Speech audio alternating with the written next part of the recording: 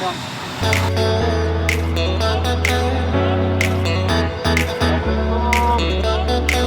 Waalaikumsalam. Piu, nama le tunggu kiban. Assalamualaikum. Waalaikumsalam, piu. Kiban. Apa je lo mantu? Ya, minta kerja bang. Apa ke dari patro ni tunggu? Dari kampung tanya malam tu kena bang. Oh, ngapa ni jak tunggu? Motor ada tu. Oh, ya.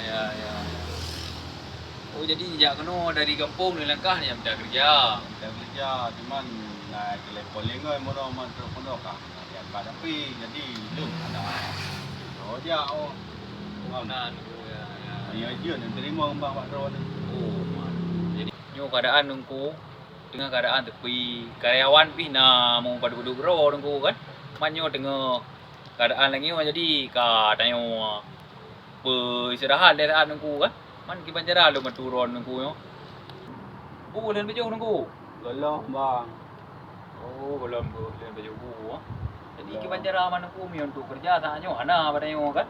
Cuma yang nampak kira ayu mi untuk pembu na baju mau tunggu kan. Berarti nyo yang na tunggu. Nya nyo kat ku dengan bu untuk malam yo kan. Tengok kadang na rezeki bapa urus lain tunggu pat tengok yang na baju. Terima tunggu. InsyaAllah anda kan. InsyaAllah anda mina langan terku anda jom. Pegah anda bapak media kan. Kadang narun buka media. Kadang anda narun kalian dorong bunian kita buka media apa. Pak TikTok nak haji bunian. Bunia store. Okey ke? Hati-hati tunggu. Sayang di sini tunggu kan. Dari Gempong ujak Tero ke. Makin bancara mak ada ambil tepi ke. Dia dah terima ngayan.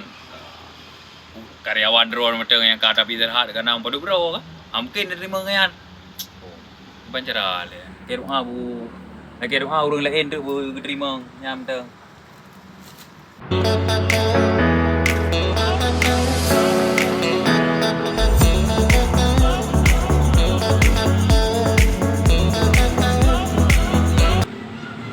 Dah kai bang Monia yo.